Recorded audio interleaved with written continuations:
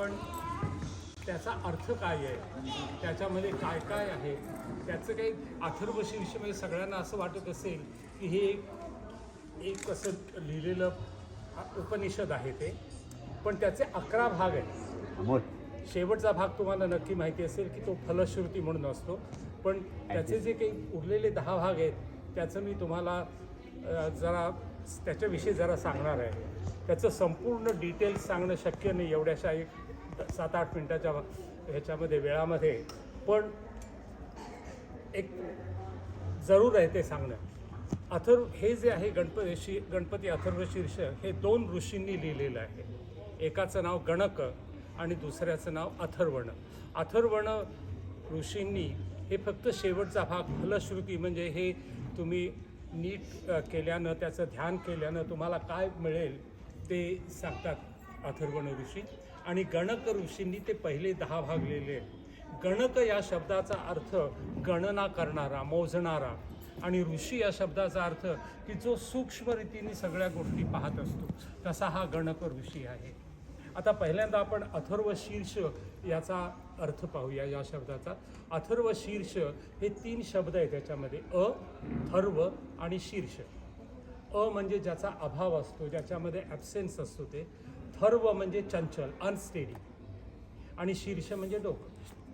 तर हे अथर्वशीर्ष असं आहे की जे केल्यामुळे मनाला शांती मिळेल. आपण अनेक कारणांनी अशांत असतो, अनेक कारणांनी अँक्शस आणि रेस्टलेस असतो, किंवा दुःख, संकट, विघ्न वगैरे जे येत असतात त्याच्यासाठी हे फार महत्त्वाचं आहे आणि तुम्हाला नंतर कळेल. आणि हे उपनिषद आहे असं सांगितलेलं आहे. त्या शेवटी असं म्हटलेलं आहे इत्यथर्वशीर्ष इत्युपनिषद असं. तर गणपती या शब्दाचा अर्थ गण म्हणजे गणांचा पती म्हणजे पालन करता असा आहे. जग हे अनेक गणात विभागलेलं आहे. गण म्हणजे क्लास किंवा बॅच असं म्हणू शकतात. मनुष्यगण, पशुगण, पक्षीगण, वृक्षगण. आणि उपनिषद म्हणजे सिटिंग डाऊन म्हणजे असं आपण एक म्हणू शकतो की मी काही तसा ऋषी वगैरे नाही, पण मी इथे बसलेलो आहे आणि तुम्ही खाली बसलेले आहात, आणि तसं झालेलं आहे. उप म्हणजे नियर आणि निषद म्हणजे बसलेले. आणि जे ऋषींच्या म्हणजे गुरुच्या शेजारी येऊन बसलेले असतात आणि त्यांना जो गुरु सांगतो त्याचा अर्थ उपनिषद असा होतो. आणि या उपनिषदामध्ये सुरुवात होताना ते काय त्याला म्हणता येईल, शांती मंत्रांनी सुरुवात करतात. आणि त्याच्यामध्ये आपण जेव्हा गणपती अथर्वशीर्ष म्हणतो तेव्हा पहिला काय, भद्रम कर्णे विष्णुयामदेवा भद्रम पश्येमाक्षरे जत्राहा स्थिरैरंगै तुष्टमांसस्तनूर्वी व्यशेमदेव हितम यदायु. याचा अर्थ असा आहे की हे देव हो, आम्ही आमच्या कानांनी मंगल ऐकावे, आमच्या डोळ्यांनी शुभ पाहावे, आणि बलवान अवयवांनी तुमची स्तुती व सेवा करत तुम्ही दिलेलं आयुष्य सुखानं व्यतीत करावं. आणि दुसरा जो मंत्र आहे तो स्वस्ति न इंद्रो वृद्धश्रवाः स्वस्ति न पूषा विश्ववेदाः स्वस्ति नस्तार्क्ष्यो अरिष्टनेमिः स्वस्ति नो बृहस्पतिर्दधातु. आता ह्याच्यामध्ये इंद्र आणि पूषा हे जे आहेत देव, त्यांची सध्या आपण काही प्रार्थना करत नाही. त्यांचे काही तुम्हाला देवळं कुठेही हिंदुस्थानात सापडणार नाही. आणि तर हा जो इंद्र आहे तो देवांचा राजा, तो महाकीर्तिमान आहे, तो आमचं कल्याण करो. सर्व धनसंपन्न पूषा आमचं मंगल करो. तो अरिष्ट नेमी असा पक्षीराज गरुड आमचं शुभ करो. आणि देवगुरु व वेदवाणीचे स्वामी बृहस्पती आमचे कल्याण करो. आणि मग आपण शांती शांती म्हणतो की सर्वत्र शांती असावी.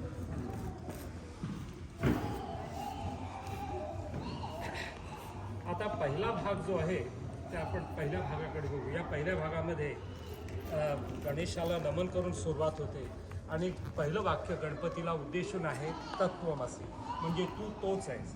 आपल्या तो म्हणजे कोण, तो तूच आहेस म्हणजे तो म्हणजे कोण, तो म्हणजे ब्रह्मन. हा ब्रह्मन जो आहे तो सुप्रीम बीइंग.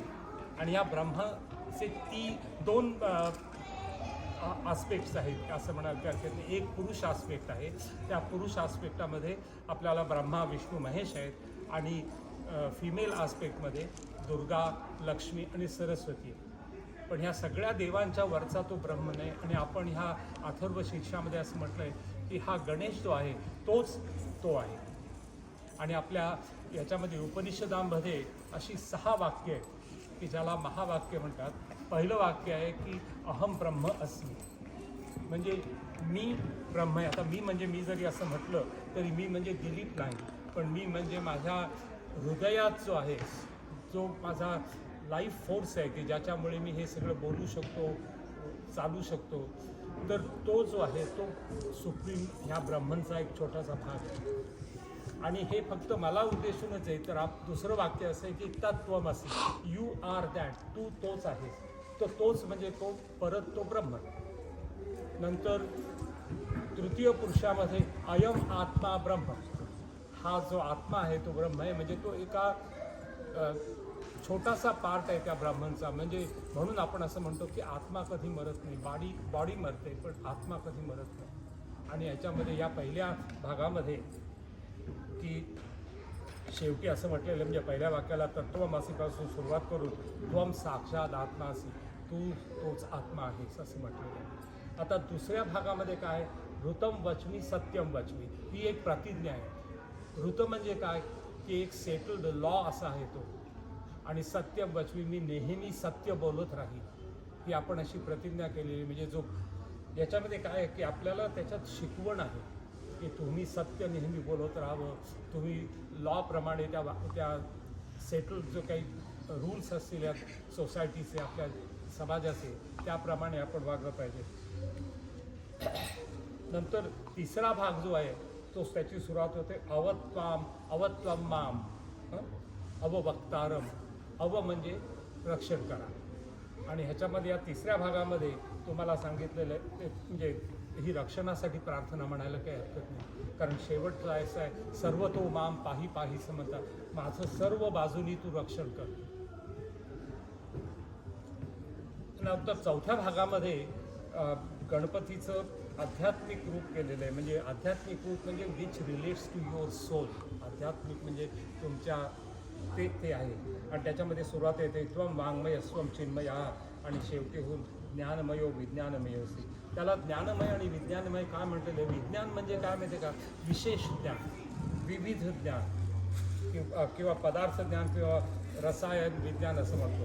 तर ह्याच्यामध्ये इम्पॉर्टंट काय आहे, तुम्ही आता अनेकाने तुम्ही ते पेढी केली, तो पेढ्याची मी तुम्हाला रेसिपी सांगू शकतो, पण म्हणजे ते कसं झालं, ते एक ज्ञान झालं.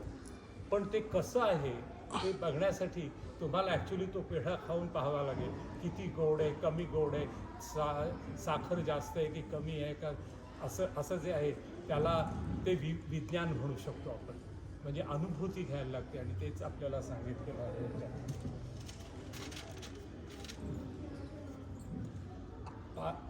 पाचव्या भागात गणपतीचं कार्यस्वरूप आणि स्वरूप वर्णलेलं आहे. त्याच्यामध्ये काय सांगितलेलं आहे की हे जग तुझ्यापासून उत्पन्न झालेलं आहे, तुझ्यामुळेच ते टिकतं आहे आणि तुझ्यामध्येच ते लय होणार आहे आणि लय झाल्यानंतर परत ते सुरुवात तुझ्यापासूनच होणार आहे, असं त्याचं स्वरूप सांगितलेलं आहे. आणि म्हणूनच त्याला म्हटलेलं आहे त्वम आपो ज्योती रसोमृतम असं म्हटलेलं आहे त्याच्यामध्ये त्याला. हां, आणि तू ही पंचमहाभूत आहेस असं तुझ्यामध्ये ती आहेत असं म्हटलेलं आहे. आणि भाग 6वा जो भाग आहे त्याच्यामध्ये त्याचं रूप वर्णलेलं आहे त्वम गुणत्रयातीतः. आणि मग शेवटी म्हटलेलं आहे ब्रह्मभूर्भुवस्वरो. आता आपण नेहमी हे गायत्री मंत्र म्हणताना ओम भूर्भुवस्वहा. भू म्हणजे अर्थ, भुव हा म्हणजे हे आपल्या बाजूची एअर, आणि स्वहा म्हणजे स्वर्ग. आणि ओम हे त्या आपला तो ब्रह्मन जो आहे त्याचं रिप्रेझेंटेशन ओम या शब्दाने होतं. आणि म्हणून ह्याच्यात म्हटलेलं आहे की तू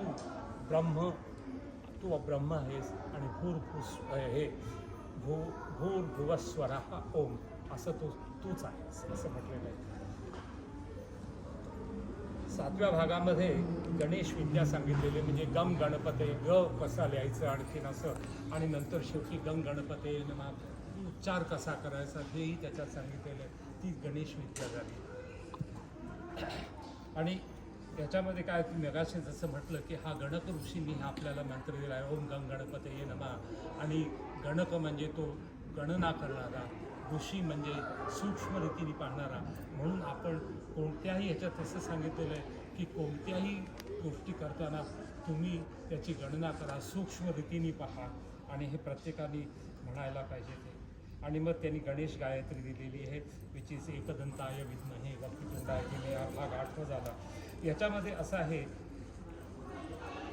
एक म्हणजे माया, एक म्हणजे इल्युजन, आणि दंत म्हणजे the one who controls that illusion, असाही त्याचा एक अर्थ होऊ शकतो. नाहीतर एक दुसरा अर्थ असा आहे की ज्याला एकच दात आहे. असं तुम्हाला माहिती आहे की गणेशाचं कोणाबरोबर ते युद्ध झालेलं होतं, आणि त्या युद्धामध्ये त्यांनी परशुरामांबरोबरच मला वाटतं त्यांनी परशु फेकून मारला, आणि तो त्याच्यामुळे त्यांचा एक दात तुटलेला आहे. असं ते जरी असलं. आणि वक्रतुंड म्हणजे काय की नुसतंच काही लोक त्याचा फक्त सोंड आहे असा अर्थ घेतात, पण तसं नसून वक्रान तुंडयती इति वक्रतुंड, हा जो वाकड्या मार्गाने जाणारे जे असतात त्यांचा नाश करतो तो वक्रतुंड आहे असं. आणि दुसरं म्हणजे की दंती प्रचोदयात, आपण एकदंताय विद्महे वक्रतुंडाय धीमहि धियो यो नः प्रचोदयात, तो दंती आम्हाला चांगलं काम करायची प्रेरणा देतो. म्हणून मला असं वाटतं की हा जो भाग 8 आहे तो आपल्या सगळ्या यंग मुलांनी म्हणायला पाहिजे की आपण प्रत्येक वेळेला कोणतं तरी काम करायची आपल्याला प्रेरणा मिळावी. आणि तसंच त्या गायत्री मंत्र जो आपण नेहमीचा म्हणतो, जो विश्वामित्रांनी दिलेला आहे आपल्याला की ओम भूर्भुवस्वः तत्सवितुर्वरेण्यं भर्गो देवस्य धीमहि धियो यो नः प्रचोदयात्, तसं ते जे लॉर्ड सविता म्हणजे सूर्याला आपण ते म्हटलेलं आहे. आणि पहिल्या भागामध्ये जसं आपण म्हटलं की त्याचं निर्गुण स्वरूप दाखवलेलं आहे. आपण जेव्हा आपण म्हणतो की प्रत्येक आपल्याला स्थूल आणि सूक्ष्म भाग आहेत आपल्यामध्ये. स्थूल भाग म्हणजे आपण जे एकमेकांना बघतो तो स्थूल भाग म्हणतो, आणि सूक्ष्म भाग म्हणजे तो लाईफ फोर्स जो आहे आपल्या हृदयामध्ये. शंकराचार्यांनी असं म्हटलेलं आहे की हृदयायम इति, म्हणून हृदय असं त्याचं नाव दिलेलं आहे की तो आपल्या इथे बसलेला आहे. तर त्याच्यामध्ये सगुण रूप त्याचं दिलेलं आहे, म्हणजे जसा तो बाहेर आपल्याला दिसतो तसा तो आहे. आणि त्याला म्हटलेलं आहे ना एकदंतम चतुर्हस्तम भाषा मंतोषधारिणम, असं आहे. ते त्याचं सगळं वर्णन जे आपल्याला इथे दिसतं आहे ते त्या 9व्या भागात आहे. आणि 10व्या भागामध्ये नमन आहे, आणि त्याच्यामध्ये गणपतीची 8 नावं दिलेली आहेत. ओम रातपतये नमो गणपतये नमः प्रमथपतये नमस्ते अस्तु लंबोदराय एकदंताय विघ्ननाशिने वरदरूपाय वरदमूर्ते नमः. आणि 11व्या भागामध्ये हे जे 10 भाग आपण बघितले याचे अथर्व शीर्षाचे, त्या 10 भागांचा अनुभव घेऊन अथर्वण ऋषींनी हे व्यवस्थितपणे म्हणल्यास आणि त्याबरोबर काही गोष्टी केल्यास काय मिळेल ते सांगेल. तर असा त्याचा अर्थ ह्या गणपती अथर्व शीर्षाचा. आणि तुम्ही जर हे केलं तर म्हणजे त्याचा नीट विचार करा. आणखीन पुस्तकं वगैरे आहेत त्याच्यामध्ये तुम्हाला मिळतील. पण एक लक्षात ठेवायचं म्हणजे गणेशाचं मुख्य रूप म्हणजे ओंकार आहे. ज्ञानेश्वर महाराजांनी म्हणून त्याला असं म्हटलेले देवातूंची गणेश. देव म्हणजे तो वरचा सुप्रीम बीइंग ब्रह्म, आणि तोच गणेश आहे असं ज्ञानेश्वरांनी म्हटलेलं आहे. गीतेतल्या 8व्या अध्यायात त्यांनी असं म्हटलेलं आहे ओम इत्येकाक्षरम ब्रह्म. ओम हे एका अक्षरामध्ये ब्रह्मन सांगितलेला आहे. आणि तो ओम जो आहे तो अ उ आणि म असं. आणि तुकाराम महाराजांनी त्याच्यात असं म्हटलेलं आहे की ओंकार प्रधान रूप गणेशाचे हे तिन्ही देवांचे जन्मस्थान. अकार तो ब्रह्मा, उकार तो विष्णू, मकार महेश्वर जाणीयेला. तिन्ही देव झाले जेथून निर्माण, तो हा गजानन मायबा. आणि म्हणून रामदास स्वामींनी पण म्हटलेलं आहे गणाधीश जो ईश सर्वा गुणांचा, मुळारंभ आरंभ तो निर्गुणाचा, असं त्याला म्हटलेलं आहे. आणि असं त्याला आपण वंदन करून मी इथे थांबतो आणि आता आपण म्हणायला सुरुवात करू. ओम भद्रं कर्णेभिः शृणुयाम देवाः भद्रं पश्येमाक्षभिर्यजत्राः स्थिरैरङ्गैः सुष्ठुवांस्तनूभिः व्यशेम देवैतं यदायुः स्वस्ति न इन्द्रो वृद्धश्रवाः स्वस्ति न पूषा विश्ववेदाः स्वस्ति नस्ताक्षो अरिष्टनेमि स्वस्ति नो बृहस्पतिर्दधातु ओम शांति शांति शांति ओम नमस्ते भगवते त्वमेव प्रत्यक्षं तत्त्वमसि त्वमेव केवलं ब्रह्मासि त्वमेव केवलं धर्तासि त्वमेव केवलं हर्तासि त्वमेव सर्वं खलु ब्रह्मासि त्वं साक्षादात्मासि नित्यं ऋतं वचि सत्यं वचि अवतमाम् अवतारम् अवशोषारम् अवधातारम् अवधातारम् अवानुचानवशिष्यम् अवश्चातात् अवरस्तात् अवधातात् अवदर्शनातात् अवचोदातात् सर्वतोमायि समन्तात् त्वमामेस्त्वं चिन्या त्वमानन्दमेस्त्वं ब्रह्ममय त्वं सच्चिदानन्दादिदेवसि त्वं सत्यक्षं ब्रह्मासि त्वं ज्ञानमेवोऽज्ञानमेवसि सर्वं जगदं ततो जायते सर्वं जगदं ततो स्थितिः सर्वं जगदं तैर्नश्यति सर्वं जगदं तैर्प्रत्येति त्वं भूमिरापो नलो निलो नभः त्वं चत्वारि वाक्पदानि त्वं गुणत्रयातीतः त्वं अवस्थात्रयातीतः त्वं दैनत्रयातीतः त्वं कालत्रयातीतः त्वं मूलाधारस्थितोऽसि नित्यं त्वं शक्तित्रयात्मकः त्वां योगिनो ध्यायन्ति नित्यं त्वं ब्रह्मास्त्वं विष्णुस्त्वं रुद्रस्त्वं इन्द्रस्त्वं अग्निस्त्वं वायुस्त्वं सूर्यस्त्वं चन्द्रमास्त्वं ब्रह्मभूवस्वरो गणादिर्गुणोच्चार्य वर्णादिं तदनन्तरम् अनुस्वारपरतरा हरेन्दुलसितं तारेण रुद्धम् एकत्वमनुस्वरूपं गकारपूर्वरूपम् अकारो मध्यमरूपम् अनुस्वारशान्तरूपम् इन्द्रोत्तररूपं नादसन्धानं संहितासन्धि शेषा गणेशविद्या गणकऋषि गायत्री छन्दा गणपतिर्देवता ॐ नमो गणपतये नमः एकदन्ताय विद्महे वक्रतुण्डाय धीमहि तन्नो दन्ति प्रचोदयात् एकदन्तं चतुरस्रं पाशमं कुशधारणं गदं च वरदं हस्ते बिभ्राणं मूषकध्वजं रक्तं लम्बोदरं शूर्पकर्णकं रक्तवाससं रक्तगगनान्विताङ्गं रक्तपुष्पे सुपूजितं भक्तानुकम्पिनं देवं जगत्कारणमच्युतम् आविर्भूतं च सृष्ट्यादौ प्रकृते पुरुषात् परम् एवं ध्यायत्यो नित्यं स योगी योगिनां वरः नमो रातपतये नमो गणपतये नमः प्रमदपतये नमस्ते अस्तु लम्बोदराय एकदन्ताय विनाशिने शिवसुताय श्रीवरदमूर्तये नमः